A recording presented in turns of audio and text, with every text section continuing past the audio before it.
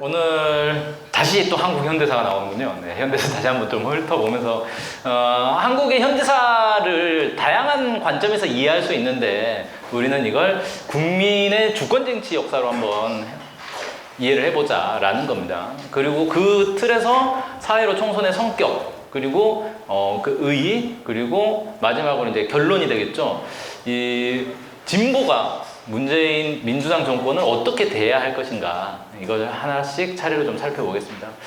우리 한국 현대사를 한마디로 딱 표현을 하자면 이 주권을 놓고 우리 국민과 미국이 대결한 역사다, 이렇게 좀 요약을 할 수가 있을 것 같아요. 그래서 미국이 처음에 이제 미 군정을 통해 가지고 우리 주권을 강탈을 해갔단 말이에요. 점령을 한 거잖아요. 그리고 나서 자신들이 이제 빠지면서 자신들을 대리할 이승만 이 분단 정권을 딱 세워놓고 그 이후에 계속해서 정권의 창출과 멸망을 미국이 직접 관할을 했단 말이에요. 그러니까 사실상 미 군정이 계속 연장됐던 거고 한국의 주권을 미국이 계속 틀어쥐고 장악하고 지배하고 있었던 거예요. 그걸 국민들이 한국의 주권은 우리 건데 왜 미국이 가지고 있지? 그래서 국민들이 이 주권을 다시 되찾아오기 위해서, 회복하기 위해서 싸워왔던 역사다, 이렇게 요약할 수 있지 않겠나. 그런 관점에서 이 현대사의 주요한 사건들을 보면 다 그렇게 해석이 되는 거죠. 예를 들어 제주 4.3 항쟁 같은 경우 뭡니까? 4.3 항쟁은 직접적으로 미 군정 치하에서 미 군정이 가지고 있는 이 주권을 뺏기 위한 제주도민들의 항쟁이었던 거잖아요. 4.19 혁명. 4.19 혁명이 뭐예요? 이승만 정권을 무너뜨린 혁명이죠. 근데 이승만 정권을 무너뜨리고 국민은 주권을 자신들이 직접 행사하기 위해서 이승만 정권을 무너뜨린 거고, 이승만 정권은 그 미국 입장에서는 이승만을 계속 유지를 해야 자기들이 이승만을 통해 가지고 한국의 주권을 계속 차지하고 행사할 수 있으니까. 그러다가 도저히 이제 한계에 다다르니까 이승만은 안 되겠구나 라고 이제 제끼고 박정희로 넘긴 거 아니에요. 5.18 광주항쟁도 마찬가지죠. 전두환 신군부가 쿠데타를 일으켰고 그 배후에는 미국이 있었던 거 아니에요. 최근에 이제 5.18 맞이해가지고 우리 계속 많이 얘기를 했었죠. 그래서 미국을 등에 업은 신군부가 이 주권을 찬탈하려고 한 것을 광주 시민들이 무장 항쟁을 통해 가지고 맞서 싸웠던 그런 이제 항쟁으로 우리가 볼 수가 있는 거죠. 87년 6월 항쟁도 마찬가지죠. 미국은 이 군부 독재를 통해 가지고 한국 사회를 자기들 마음대로 이렇게 딱 쥐고 있었는데 한국의 이 국민들이 왜 이 군부 독재가 계속되느냐, 이거 용납 못하겠다, 직선제, 국민이 직접 대통령을 뽑아야 되겠다, 직선제를 요구하면서 투쟁을 해서 결국은 승리해낸 그런 이제 항쟁이었다고 볼 수가 있죠. 그 이후에 이제 87년 6월 항쟁 이후에 이제 굵직한 투쟁들을 보면 대체로 이제 촛불 시위의 형태로 많이 일어났어요. 처음으로 이제 대규모 촛불 집회가 일어났던 게 2002년이죠. 효순이 미선이 투쟁. 여기도 이제 뭐 참여했던 분들도 꽤 있을 것 같은데, 미군 장갑차에 의해서 우리 국민이 희생이 됐단 말이에요. 근데 미국이 사과도 안 해요. 처벌도 안 하고.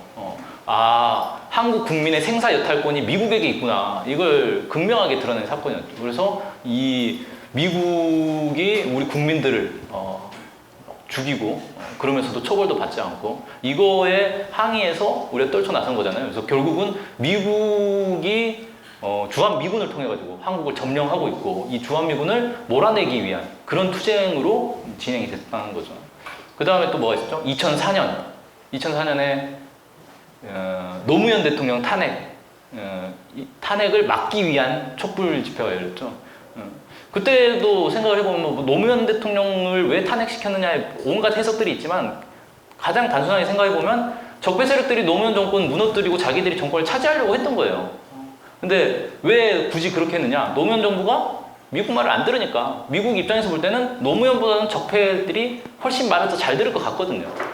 그러니까 엎어버린 거잖아요. 엎으려고 한 거를 국민들이 막은 거죠. 그 이후에 또 뭐가 있었죠? 광우병으로 넘어가나요? 네, 광우병. 2008년도에 있었죠. 광우병 소고기 투쟁도 직접적으로 미국의 이 검역 주권, 그러니까 우리의 국민들의 이제 생명과 건강과 관련된 주권을 미국이 강탈해 가려고 하는 걸 우리가 그걸 막기 위해서 투쟁한 거잖아요. 그리고 또 뭐 했죠? 이제 저기로 박근혜 탄핵으로 넘어가나요? 네, 박근혜 탄핵.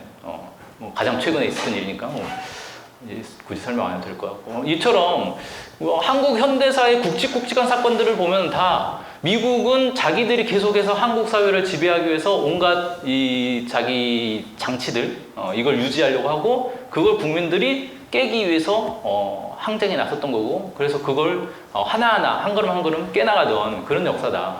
즉 주권을 두고 한국의 주권을 두고 국민과 미국이 이 팽팽하게 대결하고 싸워온 역사가 바로 한국의 현대사다. 이렇게 좀 정리를 해볼 수가 있겠습니다. 그래서 이 한국 국민의 주권을 쟁취하기 위한, 주권을 회복하기 위한 이런 투쟁의 역사를 과정으로 놓고 보면 크게 두 가지로 좀 나눠서 볼 수 있을 것 같아요. 하나는 이제 항쟁을 통해서 지금까지 쭉 살펴봤던 게 사실 다 항쟁들인 거잖아요. 항쟁을 통해서 주권을 하나씩 회복해왔다. 그래서 기본적으로 한국 사회에서 국민들이 주권을 하나씩 회복하는 과정은 대부분 항쟁을 통해서 할 수 있었던 거고 이게 바로 가장 중요한 원동력이다. 이렇게 좀 방법이다. 이렇게 좀 볼 수 있을 것 같습니다.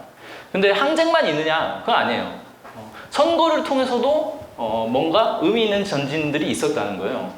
그래서 이걸 이제 선거 투쟁이라고 이름을 붙여봤는데 뭐 예를 들어서 이승만 때 뭐 조봉암 그 김대중 후보 이제 박정희에 맞서가지고 나왔었고 그래서 국민들이 보면 이승만이나 박정희보다는 저 후보가 더 나은 것 같은데 그래서 막 표를 준단 말이에요. 그래서 의외로 높은 표를 얻고 그러니까 위협이 되니까 어떻게 합니까?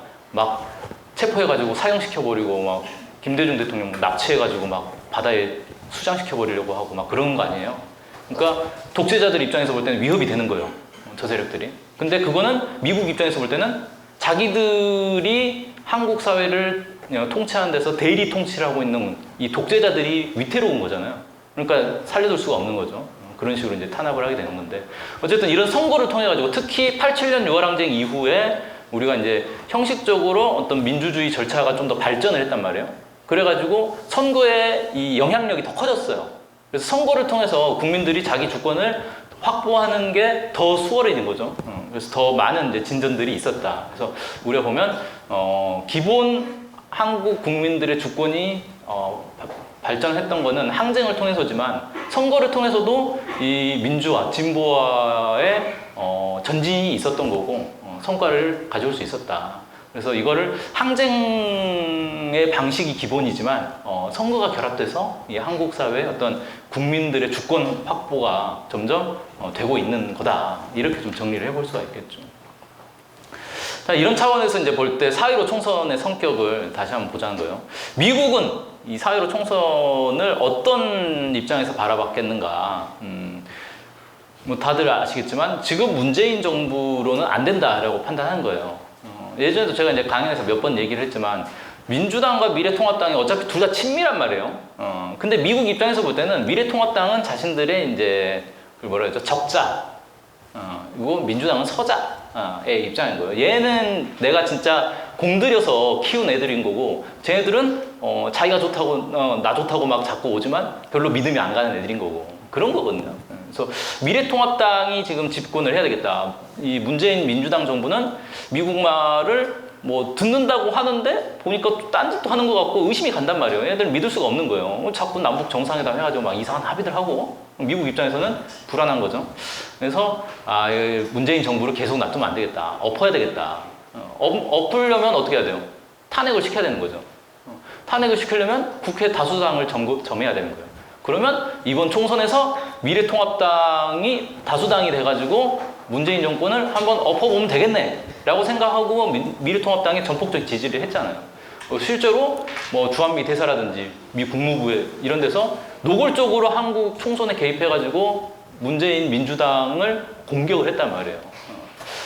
그게 이제 미국의 입장이었다.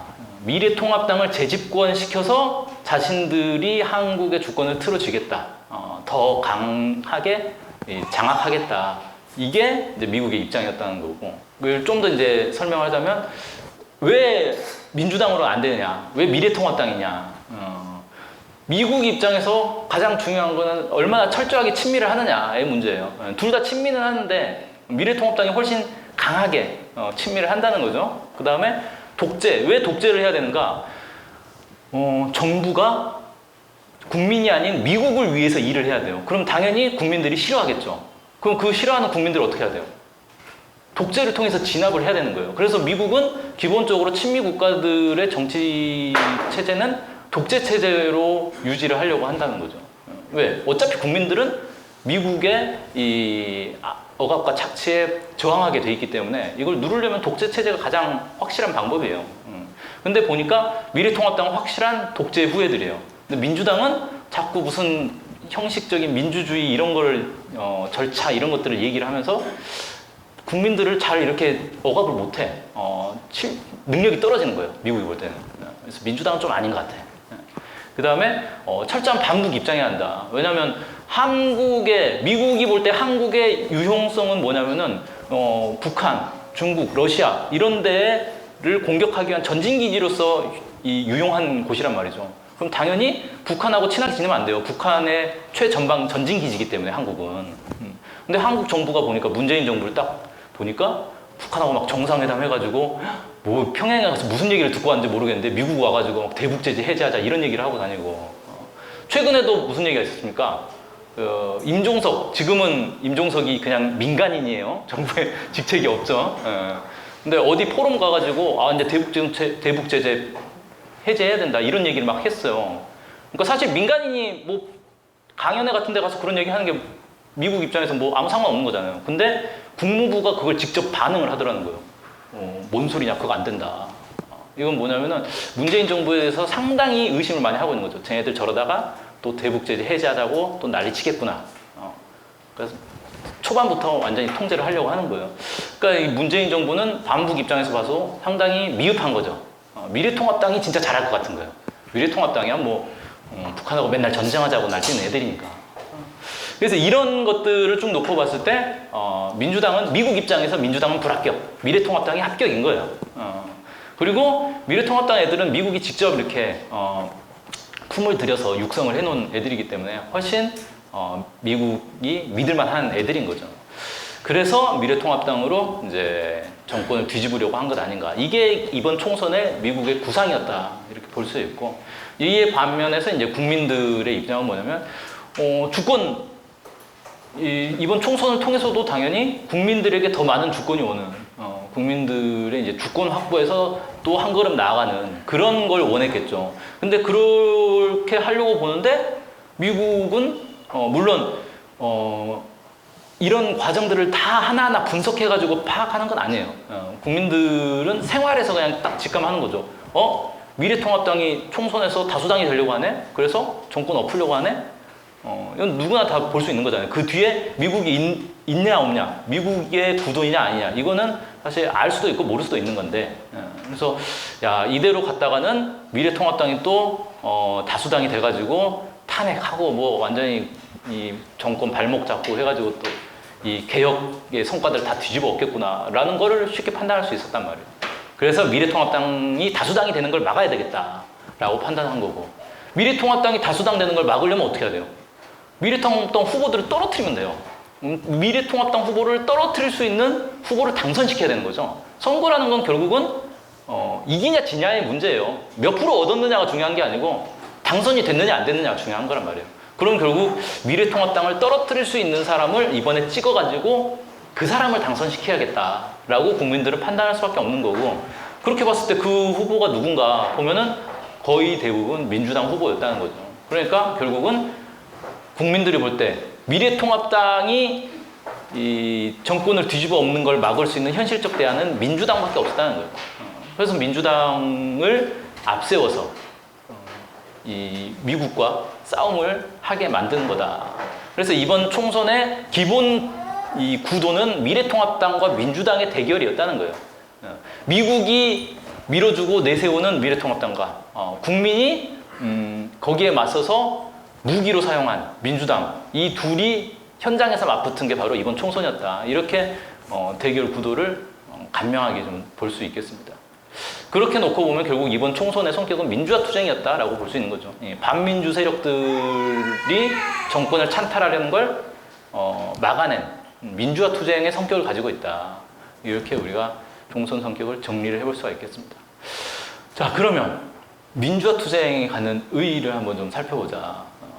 왜 민주화 투쟁 당연히 좋은 거죠. 뭐 민주주의 좋은 건데. 근데 왜 이 얘기를 하냐면은 이번 총선 결과에 대해서 진보의 일부에서는 뭐 우리하고는 아무 관계가 없는 총선 결과다 이렇게 인식하는 사람들이 있어요. 그러니까 민주당이 다수당이 되든 미래통합당이 다수당이 되든 진보한테는 득이 되는 건 뭐 아무것도 없다라는 거죠. 변화된 게 없다. 뭐 이런 이제 생각을 갖는 분들도 있고 그래서 여기에 대해서 좀 이제 정리를 해보려고 하는 겁니다. 자, 어쨌든 민주당이 압승을 했습니다. 그러면 민주당이 압승한 걸 통해서 이제 국민 주권의 이 정부가 만들어지고 국민 주권 사회가 된 거냐라고 봤을 때 그렇게 볼 수는 없다는 거예요. 국민 주권 정부라는 거는 대내적으로는 대외적으로는 자주를 그리고 대내적으로는 민주를 실현하는 정부인데, 그러니까 자주와 민주를 실현할 수 있는 정부를 국민 주권 정부라고 얘기할 수 있는 거죠. 그리고 당연히 선차적으로 대외에서의 자주를 확보해야 대내에서의 민주도 이제 확보가 되는 거고요. 근데 지금 민주당을 뭐 봤을 때, 지금 문재인 정부를 봤을 때 어떤가라고 보면 대외적으로는 친미 세력이란 말이에요. 미국의 승인을 받아서 움직이잖아요. 그럼 대외적으로는 친미라고 얘기할 수 있는데 이러면 확고한 자주의 입장에 있는 게 아니죠. 그러면 국민 주권 정부라고 부를 수가 없는 거예요. 그래서 지금 정부나 민주당 세력을 국민 주권 세력이다라고 얘기할 수는 없는 거죠. 그리고 민주의 영역에서도 봅시다. 와, 독재는 안 하잖아 라고 생각할 수 있어요. 근데 독재냐 민주냐 가르는 기준이 뭐냐? 가장 선차적으로는 정치에서의 민주화가 이루어지는 거예요. 정치에서의 민주화라는 거는 국민들이 정치에 자유롭게 참여할 수가 있어야 되는 거예요. 자기 생각을 자유롭게 표현할 수가 있어야 돼요. 그걸 가로고 막고 있는 게 뭐예요? 국가보안법이잖아요. 그러면 국가보안법에 대한 입장이 어떤가를 봐야 되는 거죠. 그럼 지금 정부가 국가보안법 폐지를 위해서 뭔가 노력하고 지금 민주당이 뭔가 노력하는 게 있냐? 있나요? 없죠? 예. 총선 직후에 국가보안법 얘기가 살짝 나왔어요. 야, 이 정도 압도적 승리면은 국가보안법도 손볼 수 있지 않겠냐라고 민주당의 일부 인사들이 말 한마디 던졌다가 바로 진압당했죠. 지금 국가보안법 얘기 꺼낼 때 아니다. 조용히 하고 있어라. 바로 지침 내려버리잖아요, 민주당에서. 이건 뭐냐면 국가보안법을 폐지할 의지가 없는 거예요. 그럼 7조라도 개정할까? 네, 7조 개정 정권 초기에 좀 그런 얘기 나왔었죠. 뭐 조국 장관도 뭐 몇 마디 한 거 있었고. 지금 어디 갔어요? 다 없어졌어요. 7조라도 없애봅시다. 그런 얘기조차 안 나오잖아요. 뭐냐면 민주화의 영역에서도 보면 부족함이 되게 많다는 거예요. 근본적인 한계가 있는 거죠. 그렇게 놓고 보면 지금 정부나 민주당을 국민 주권 세력이다 이렇게 얘기할 수는 없다라는 거예요. 그럼에도 민주당이 압승한 것에서 어떤 의미를 찾을 수 있을 것인가? 네, 국민 주권의 회복은 아니지만 국민 주권을 회복할 수 있는 유리한 조건을 만들었다는 거예요. 자, 뭐냐? 국민 주권은 누가 회복하는 거냐? 민주당이 회복하는 거예요? 아니죠. 국민이 회복하는 거잖아요. 근데 이번 총선에서 국민들은 민주당을 무기로 사용했어요. 그러면 국민 주권을 온전히 실현하는, 즉 자주와 민주를 온전히 실현하는 데서 국민이 사용해야 될 무기는 뭐예요? 진보 정당이에요. 진보 정당이 무기가 돼서 그걸 실현해내야 되는 거예요. 근데 지금 진보 정당 그걸 할 수 있는 준비가 안 돼 있잖아요. 힘이 없잖아요. 그러니까 국민들이 진보 정당을 확고히 밀어줄 수가 없는 거예요. 지금은 민주당이 무기로서 더 쓸만한 건 거죠. 그러면 뭐냐? 가만히 있으면 언젠가 때가 되면 진보 정당도 무기가 될 수 있느냐? 그게 아니잖아요. 진보 정당이 무기가 될 수 있을 만한 실력을 갖춰야 되는 거예요. 역량을 키워야 되는 거예요. 그래야 무기로서 선택을 받을 수가 있는 거죠. 근데 그렇게 하려면은 진보의 역량을 키울 수 있는 환경이 마련이 돼야 되는 거예요. 근데 미래통합당하고 민주당하고 어디서 더 그런 환경을 마련할 수 있겠는가를 생각해 보면 뭐 쉽게 판단할 수가 있는 거죠. 그래서 이거는 진보 역량을 강화하는 데서 유리한 환경이 만들어진 거다. 그런 데서 의의가 있다라는 거예요. 그래서 우리가 흔히 이제 한국 사회에서 진보가 나아갈 길 하면은 자주 민주를 많이 꼽잖아요. 근데 자주와 민주가 서로 다른 영역이면서도 서로 영향을 많이 미쳐요. 자주가 실현되면 민주를 실현할 수 있는 결정적인 환경이 조성되는 거죠. 민주가 실현되면 자주를 실현할 수 있는 유리한 환경이 또 마련되는 거예요. 그래서 이 서로가 서로에게 유리한 이 어떤 영향을 미치기 때문에 이번 총선의 의의를 민주화 투쟁이었다라고 설명한 거잖아요. 그러니까 민주주의에서 뭔가 한 걸음 더 나아간 게 있는 거란 말이에요. 그러면 그게 자주를 실현하는 데서 좀 더 유리한 환경을 한 걸음 더 만들어낸 거예요. 그렇게 이해하면 되겠다 라는 거죠. 그래서 이 다음부터는 뭐냐면요, 진보 역량을 강화하면 돼요. 진보 역량을 강화할 수 있는 유리한 조건이 만들어졌으니까, 유리한 환경이 만들어졌으니까 이제부터는 진보의 역량이 커지느냐 못 커지느냐는 진보에 달려있는 거예요. 진보가 잘하면 역량 커지는 거고 못하면 역량이 줄어드는 거예요. 그렇게 이제 우리가 바라보면 되겠다. 이제 마지막으로요, 문재인 민주당 정권을 어떻게 우리는 대할 것인가. 다시 또 역사로 돌아가 봅시다. 네, 민주당이 어떻게 만들어졌을까요? 해방 직후에 그 민주당의 뿌리를 보면은 공통적으로 얘기하는 건 1955년에 만들어진 민주당을 얘기를 해요. 여기가 민주당의 뿌리다. 민주당이 공식적으로 채택하고 있는 당의 어떤 당론이라고 해야 되나? 뭐 그럴 거예요. 우리 당의 뿌리는 1955년의 민주당이야. 근데 일반적으로는 그 이전에 한국민주당을 꼽습니다. 그 미군정 시기에 있었던. 그래서 이승만 정권이 들어서고 나서도 좀 존재를 했었죠. 그러니까 한국민주당과 자유당이 있었단 말이에요. 이승만의 이제 여당이 자유당이었고 야당이 한국민주당인 건데, 되게 웃긴 건 뭐냐면요, 이 한국민주당, 줄여서 이제 한민당이라고 하는데, 한민당이든 자유당이든 둘 다 출발은 친일파에서 출발하는 거예요. 근데 이승만과 함께 정권을 구성하느냐 마느냐에서 한국민주당이 이승만한테 약간 그 딸을 당했단 말이에요. 그때 당시에는 이제 뭐 어떤 정당이 집권을 한다고 해가지고 단독으로 집권한 게 아니고, 예를 들어서 이승만이 단독 정부를 딱 수립했잖아요. 그래가지고 이 자유당 정권이 됐는데 한국민주당한테도 장관 자리를 하나 준 거예요. 근데 한국민주당 입장에서는 야, 우리가 이승만 너네를 지지해줬는데 우리한테 장관 하나밖에 안 줘? 너네랑 결별이야 하고 갈라선 거예요. 그때부터 야당이 길을 가기 시작한 거예요. 자, 아무튼 그런 이제 건데, 그러면 해방 직후에 다른 세력은 없었냐? 친일파 말고 당연히 있었죠. 독립운동, 항일운동 했던 세력들이 있었어요. 진보적인 어떤 항일운동 세력도 있었고, 뭐 상해 임시정부 같은 민족주의적 독립운동 세력이 있었는데, 미 군정이 다 인정을 안 해버렸잖아요. 그렇죠? 너네는 다 불법 단체야 라고 규정을 해버렸어요. 아무런 활동도 못하게 만들었어요. 그래서 상해 임시정부 인사들이 한국에 어떻게 들어왔습니까? 원래는 비행기 타고 쫙 와가지고 막 환영식 하고 막 그러려고 했는데 미 군정에서 그걸 못하게 막아버렸어요. 너네는 개인의 자격으로만 들어올 수 있다 라고 해가지고 임시정부 사람들이 딱 한국에 왔는데 아무도 환영하는 사람도 없고 이렇게 만들어버렸어요.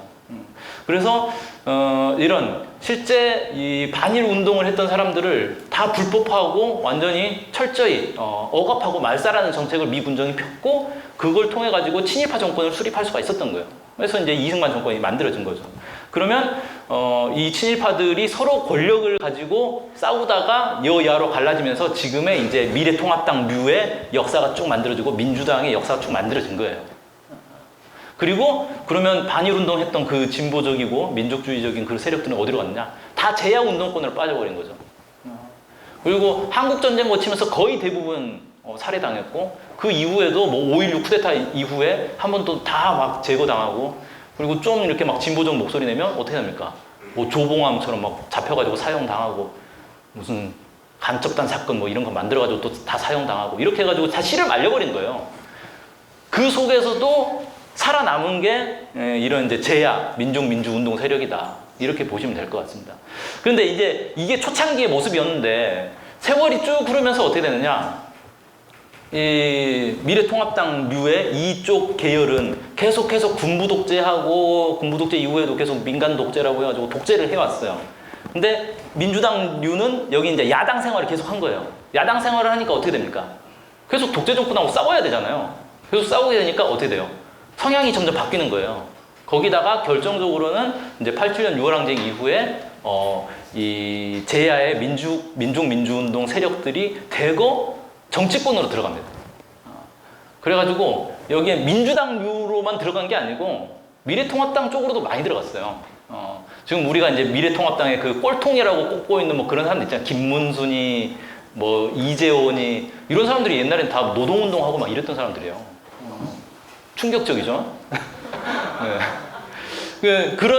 거기는 어떻게 된 거예요? 완전히 이제 변절하고 180도 바뀌어가지고 더 철저하게 이 수구 적폐 세력의 편에 선 그런 사람들로 된 거죠.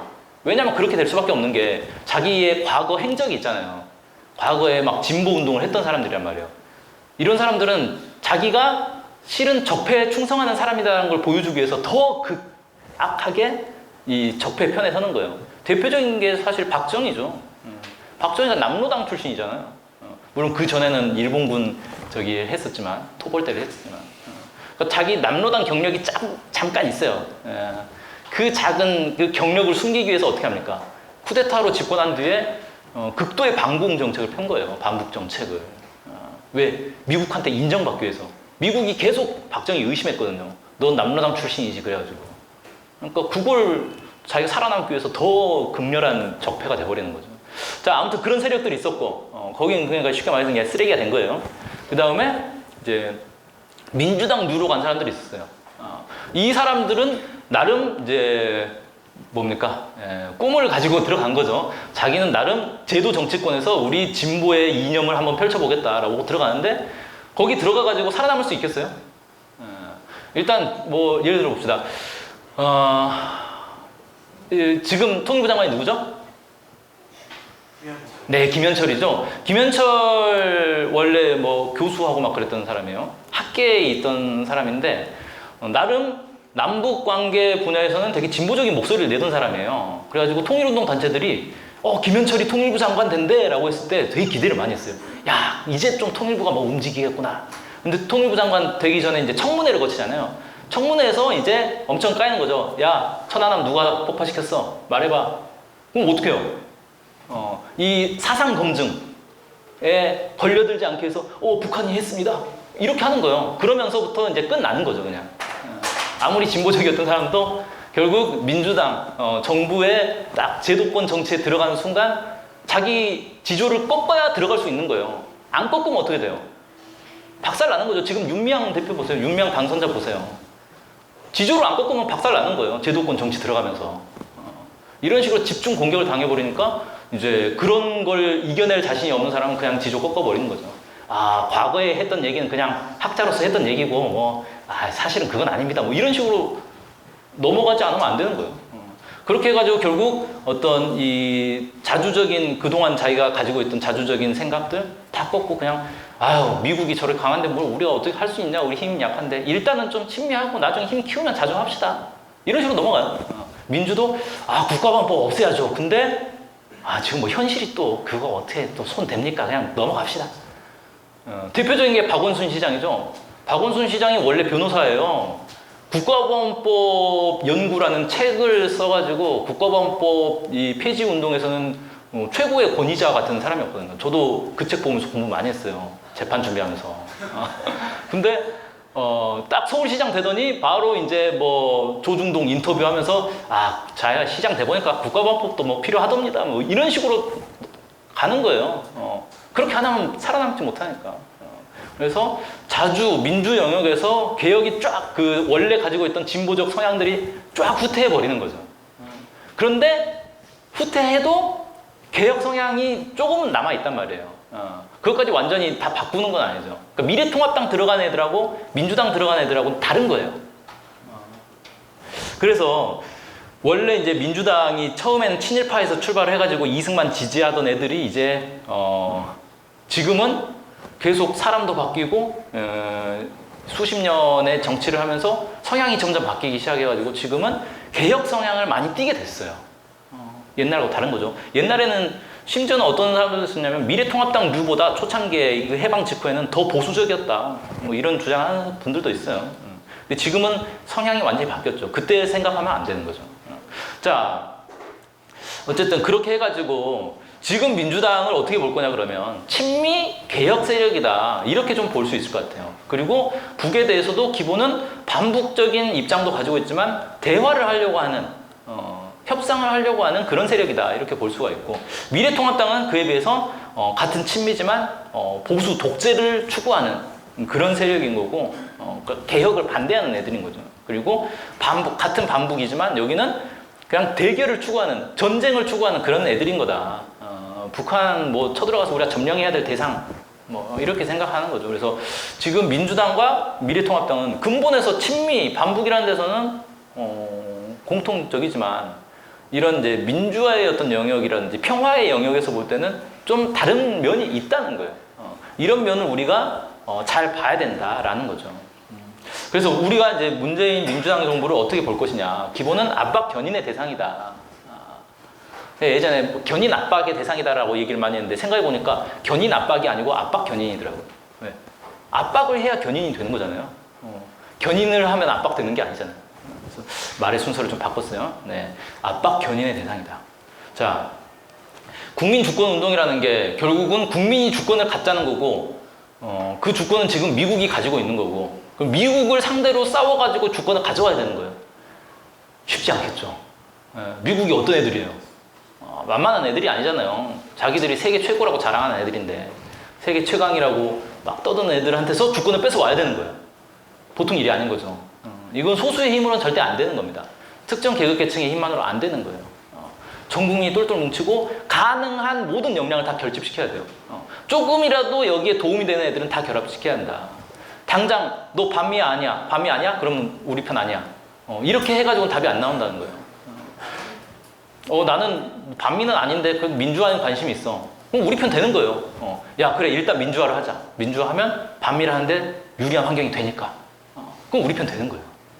그렇게 해서 역량을 조성을 해야 된다. 그리고 그런 개혁 세력이, 개혁 성향이 있다면 너 개혁이지만 반미 아니야? 이렇게 따질 게 아니라 얘네들은 척결 대상이 아닌 거고 견인의 대상인 거다. 그래 일단 민주화로 같이 하자.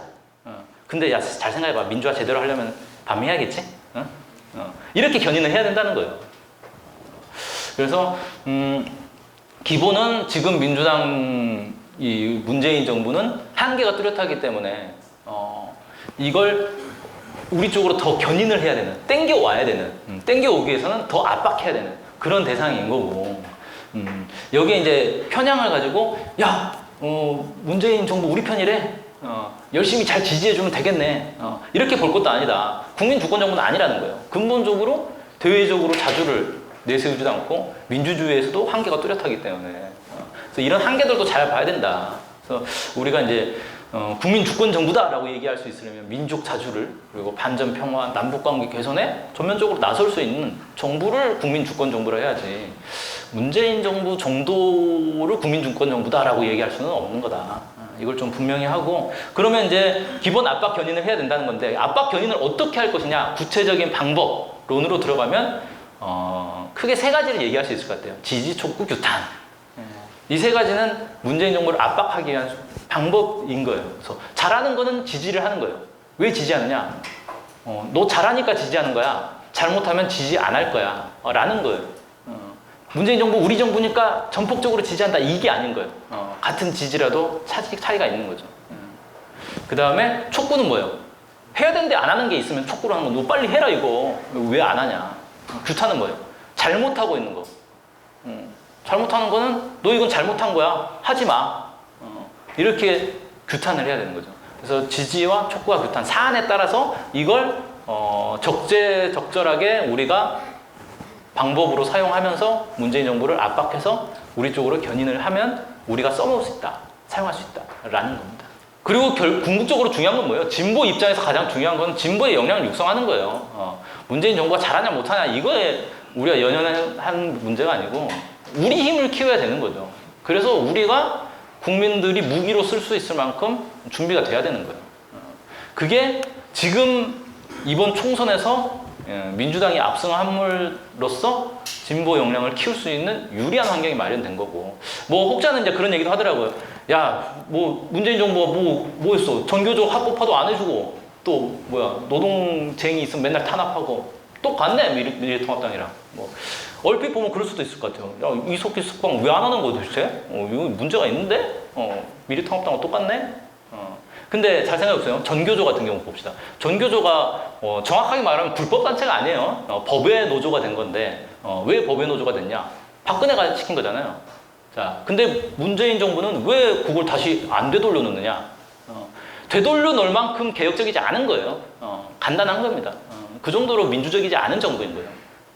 그러면 박근혜랑 똑같은 거냐? 아니죠. 멀쩡하게 있는 전교조를 법의 노조로 만들 정도로 극악한 정부는 또 아닌 거예요. 딱 그 사이에 있는 거다. 멀쩡한 전교조를 없애려고 하는 게 미래통합당이라면은 멀쩡한 전교조를 없앨 정도는 아니고 다만 이 법의 노조가 된 전교조를 원상태로 되돌릴 만큼도 안 되는 게 바로 지금의 문재인 민주당 정부다. 이렇게 보시면 될 것 같아요. 그래서 그런 차이가 있다는 걸 통해서 그러니까 더 유리한 건 맞죠. 뭐 통합진보당 해산이라든지 전교조 법의 노조라든지 이런 거를 하는 박근혜 정부하고 그런 것까지는 안 하지만 그렇다고 원상 복귀도 하지 않는 정부하고 어디가 더 유리해요? 우리 입장에서. 당연히 후자잖아요. 그래서 지금은 더 유리한 환경이 마련됐고 지금부터 우리가 우리 역량을 키우느냐 못 키우느냐는 우리 실력에 달린 거다. 뭐 남들이 어쩌고저쩌고 환경이 어쩌고저쩌고 이런 얘기 할 때가 아니다 이제는. 이런 관점에서 우리가 지금 문재인 정부를 바라보면 되지 않겠냐라고 생각합니다. 자, 여기까지 해서 오늘 강연을 마치겠습니다.